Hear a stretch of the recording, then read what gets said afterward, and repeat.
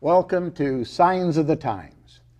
I'm Dr. Willard Regester, and again, I'm happy to have Lincoln Steed, the editor of Liberty Magazine, here to continue to talk to us and to educate you viewers, I'm pointing right at you, about the times in which we live.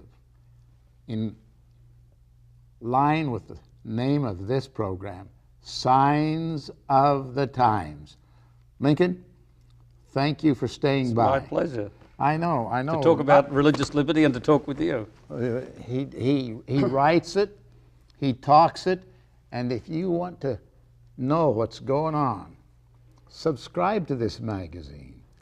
It is the greatest religious liberty magazine ever written. I could be wrong on that, but no, I agree with you. By the way, our viewers can go to our website, libertymagazine.org. libertymagazine.org. And they can see the current issue, and they can also sign up, if not for themselves, because they might want to keep going to our site. But we send this to thought leaders, politicians, lawyers, mayors, and so on, and we want them to get it, and they might not otherwise buy it. So we need subsidies to send it. For only $6, they can send it for a whole year. But they might want to just go to our site and read it for themselves. So it's there if they want it. libertymagazine.org. Liberty Magazine, all one word, right? libertymagazine.org. .org. Do it, folks, and you will continue to get this kind of information that you have heard on this program. Now, Lincoln, today I want to talk to you about, I get all kinds of letters in the mail, you know that. But it says here, I'm writing you with a warning. I get a lot of those. The more warning, the bigger the warning, the more bigger the check they would like me to. That's what they're after. And these newsletters have a vested interest to exaggerate their particular viewpoint. I have found that out. But taken together, I think there are enough rumblings. Something's going on. Something's going on. Another thing that I recognize and I appreciate, they used to ask for nothing less than $100. That was the bottom line. Today, some of the things I get, $10. So they realize that the community is not as well-to-do as they used to be. Anyway, it says here, I'm writing you with a warning, and I'm going to ask you to answer this question because this is the business you're in, answering these kinds of questions. Your religious freedom is facing unprecedented attacks. Now, you sit in an office in the headquarters in Washington, D.C., that deals with this kind of problems. Is that true? That's true. You know, even as you read that statement, I thought of the Bible, and I think the Bible stated it correctly. It says, for want of knowledge, my people perish. Now, religious liberty has always had its enemies. There's always forces and people who would take it away from you. Right. But the greatest threat is people not knowing what's involved with their liberty, not understanding what true liberty is, and not being aware, as this hints, not being aware of what's happening. So willful ignorance, as well as ignorance of the past, can lead a whole population into enslavement, basically. Well, don't we have a lot of willful ignorance among us today? Absolutely. You know, for people that just watch television and listen to sound bites and listen to political campaigning, which is,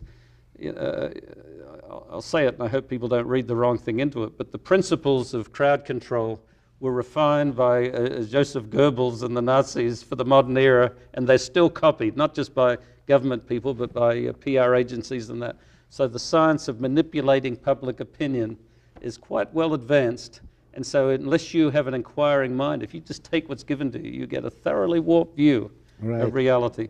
Yes, religious liberty and civil liberties generally, I think, have never been in a more tenuous position. And yet we're at that little golden moment when we still have it and have those liberties. And we should appreciate that, because I think it is very tenuous. Yes, it's tenuous. And I've said from the beginning of my job with religious liberty, it's a bit like the opening comment from Charles Dickens' Tale of Two Cities. It was the best of times, it was the worst of times. We have liberty. The communications media has given us the ability to hear things, and our church, certainly through Liberty Magazine, we can get it out as never before.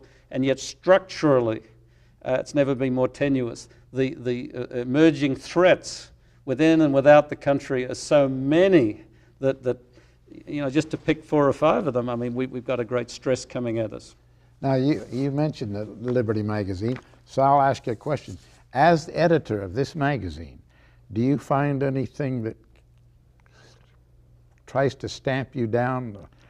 No, we limit you or in any way, shape? No. Indifference. Indifference is that's your friend right now, then, right? No, it's our enemy within our own church, particularly. I don't think the average Seventh Adventist who belongs to a church organization that was the inheritor of the Protestant Reformation, that had very particular doctrinal and moral positions that helped form this society. This was once a Protestant society that gave it an attitude on social behavior, on freedom principles like religious liberty in general, the civil liberties that, as the Declaration of Independence says, derived from our stance as creators of a God. We are special creatures. All of those things I think are unarticulated anymore, and we might make statements, this is a land of freedom, but every now and again you hear people say this is a democracy. It's not right. In the majoritarian sense. And recently there was a scene, I was going to use a French word, scene en mise, a miserable scene out of Washington that scared me. The politicians got on the steps of the Capitol, as I remember, and read the Constitution. Did you see that? I didn't. That scared me more than anything I've seen lately. And they divided it up and did it round robin. And the repetitions, the omissions, the stumblings, the very amateurish presentation told me those men and women as a bloc don't know the Constitution. Right. So, God help us if our legislators don't know it clearly. Who was it that said, one of our humorists, I'd rather have the first 10 names than the telephone book? Who was it? One of our guys said that. I don't remember that directly. Yeah, but anyway, I agree with him. Anyway, continuing our loss of religious freedom, it says here how they use lawsuits and the threat of lawsuits to bully schools, colleges, local governments, businesses, and individuals to comply with their view of America. Now, this brings up, of course, as a physician, I am very sensitive to these lawsuits because doctors add thousands of dollars to their charges to protect themselves, and they're frivolous lawsuits. Well, I know of a doctor not too far in this state, no, in a nearby state, Christian doctor who was in the habit of asking his patients if he could pray with them briefly. And one of the patients reported him, and he was under the possibility, well, he was under censure from medical association and the possibility of having his license taken. Really? So that's the pass that it's come to. In the end, he was vindicated, but it wasn't at all clear for a while. I used to pray with my patients. And I think... But that was another day, wasn't it? Yeah. Yeah. Well, there's many threats, but I think at root, as far as within the United States, what the enabling threat is just a lack of a personal memory of the basis of all of our liberties, particularly religious liberty, and a blithe ignorance of what's really happening in the world. And that empowers people that have different agendas. And those people have always been around. Maybe there's more of them, but there's always been counter agendas Right. But when you don't even know what you stand for, you're easily subverted. And then there's creeping compromise. And I mentioned earlier, it's always dangerous. I know public spokespeople have been humiliated for even invoking Nazi Germany, but it's a recent model of a country gone totally wrong. Just last night I saw Angela Merkel, was it last night or this morning? But Angela Merkel was speaking to the British parliamentarians, and she gave a wonderful acknowledgement that her whole country went astray and that they had to thank England for standing against the country. Very interesting. And so we can look back at what happened to Germany, which was a democratic country, exactly, as Hitler was elected, not by a majority, but he was the majority party. I mean, there were coalitions and so on, but he was democratically elected. And then the process by which he and some of his crazy henchmen were able to take over, not just take over authority, but actually brainwash the people that this was in their interest. Right. And it's not true that just a few Nazi people did all of this. The general population was so blinded and co-opted that they willingly did what they were asked. And most tellingly, most of the churches, Protestant and Catholic, were co-opted. They said such statements as it was their religious duty to support the Nazi party. They would have the swastika in front of the behind the podium, which I don't think it's necessarily wrong, but we should also think when we have the national flag, symbols and so on behind the rostrum, are we becoming auxiliaries to the state? They should be separate, loyal but not advancing both together. We should test the spirits, and certainly the secular spirits are supposed to be tested. Now, and so I think we're in a process. We've been in a process of secularization for some time, and this is what you're alluding to. There are radical secularist forces in the United States that have a natural antipathy toward religion, and you see from time to time they'll take legal action to restrict faith practice.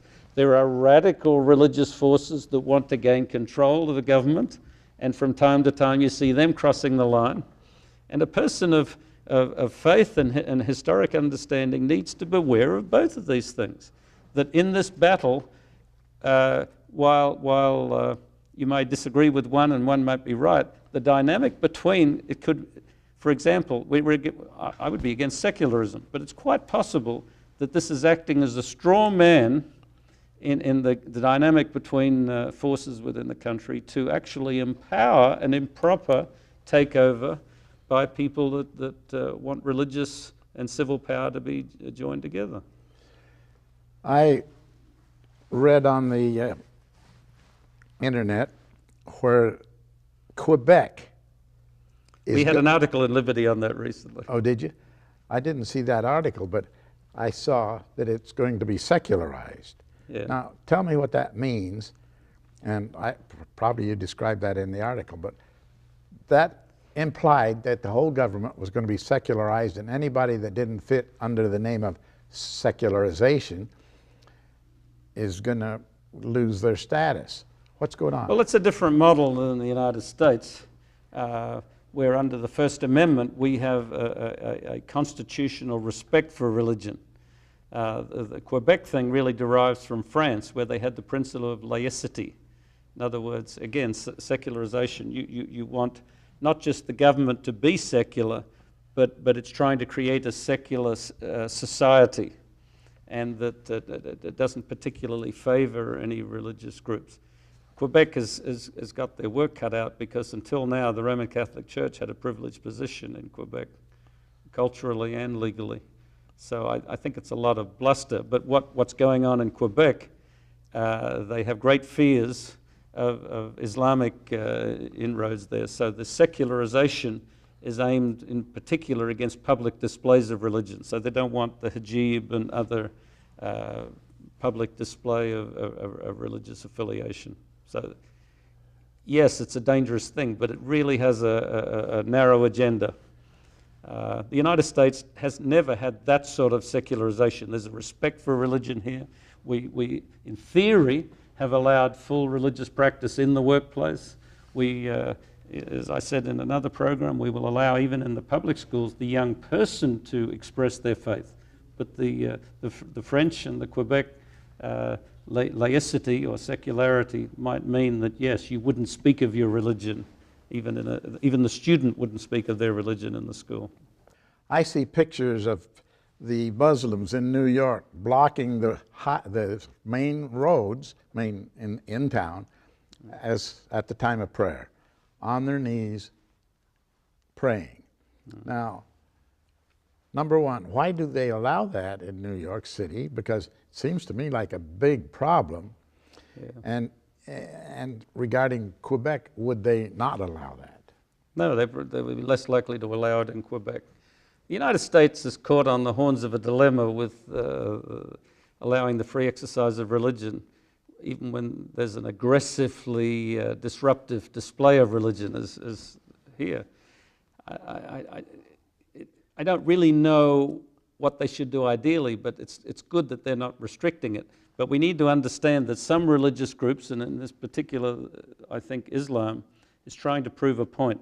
I just came back from Israel only a few weeks ago, and I was there at Temple Mount on the so-called Wailing Wall. I've been there. And sitting on top of the ruined foundations of the temple is the Al-Aqsa Mosque, Muslim mosque, and next to it the Muslim-occupied Dome of the Rock, built as a Crusader church.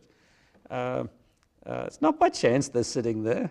The Muslim conquerors purposely planted their faith on top of the defeated faith.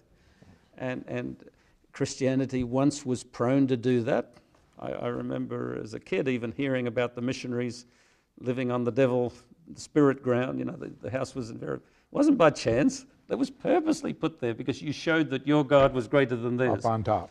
But what we're witnessing now with Islamic settlements in the West is really the same dynamic. They're trying to prove something, that their faith is superior. And in Europe, it's causing a huge social dislocation because it's occurred to the Europeans that by the year 2025, I think it is, there will be a majority Islamic society. And so they have to do something very quick. Well, Angla's in deep trouble, aren't they? Yeah.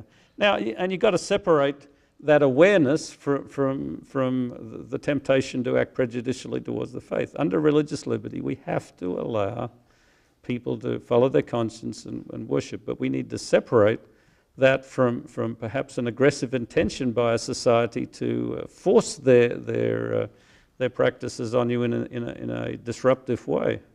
And blocking a street, I mean, you know, I sometimes object to it.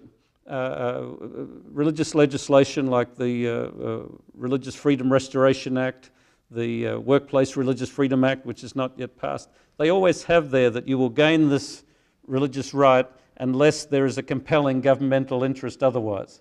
Well, the compelling governmental interest may be the need for traffic to go down the street unimpeded.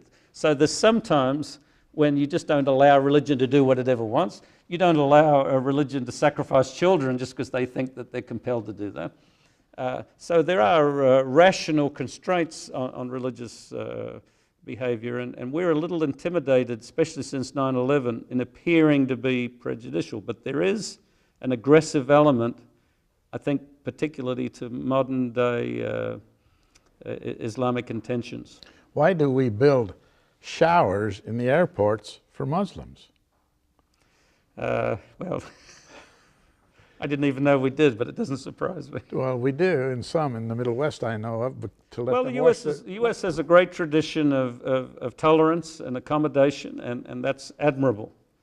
But the modern world and the geopolitical and religious complications that are coming from that are stressing this to the limit. And I believe we got a little advance notice of this after 9/11 when the Bush administration, actually it may have even predated it, the Bush administration brought in the faith-based initiative where they were intending to process billions of dollars of hitherto welfare money through the churches. Right. It was constitutionally, let's just say, suspect, but they wanted to do it. And I think we saw there the dynamic of what will eventually happen. Clearly, the government could not, as a responsible institution, give money to every group that claimed to be a church, because some while they have a right to believe what they believe, are very nefarious in their conduct. So in essence, the government had to establish a list of acceptable churches and iffy churches.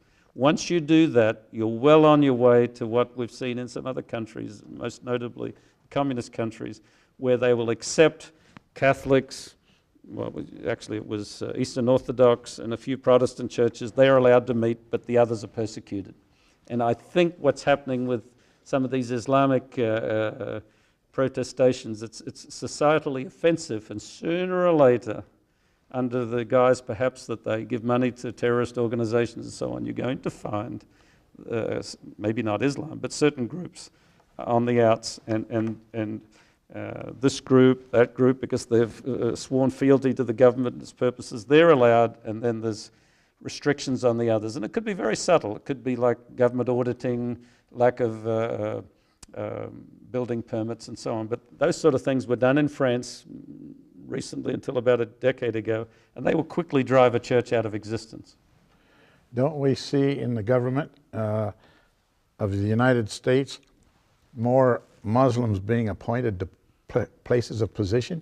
Yes, I don't think it's a constitutional threat, but yes, that's happening. But it's creating societal tension, and I don't see the danger from religion per se, but that offends people, and it will produce the dynamic that happened in Germany, where there were some religious antagonisms toward Jews that were pre-existent, and then the Nazis, to create a National Socialist uniformity, stoked those fears and all the rest, and turned it into just a mandate to restrict those minorities and ultimately to liquidate them. So now you alluded to this a moment ago, somebody trying to keep me in line.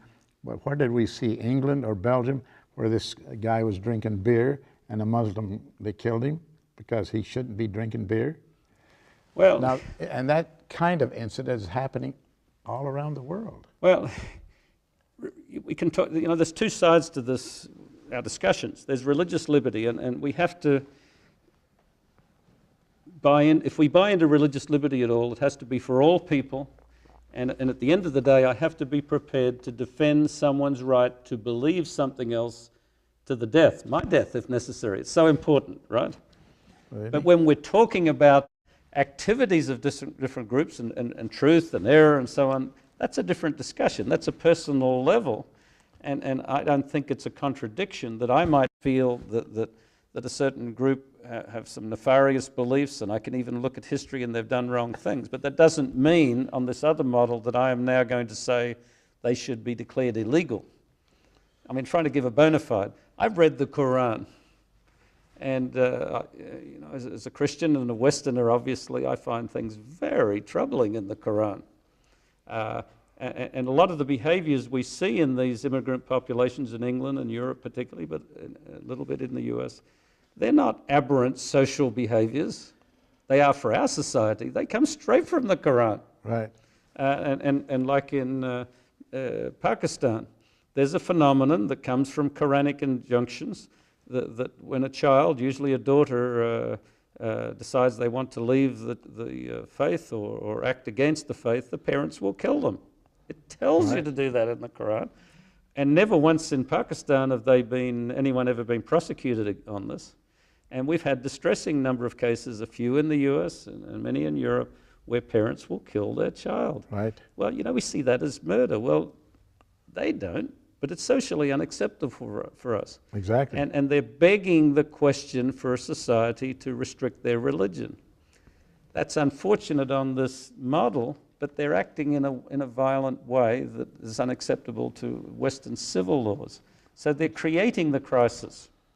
And I'm afraid in the crisis, other minorities that don't pass muster as a generic nationalist, sort of a harmless center that we can now protect, like the Lutherans and the Catholics in Nazi Germany, they were the privileged ones. Right. The Jehovah's Witnesses, the Jews and others went to the camps. To the camps. I think we're not doing it purposely, but these dynamics, these aggravations, say, of Islamic behavior, just for one example, And another example, this young woman recently in the US arrested, her and her boyfriend killed someone. They're Satanists. Right. They said they'd killed many people.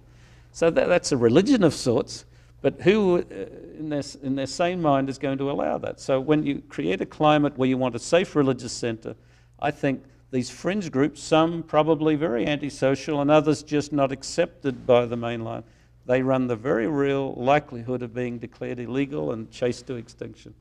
And that's, at the end of the day, no matter what caused it, the death of religious freedom.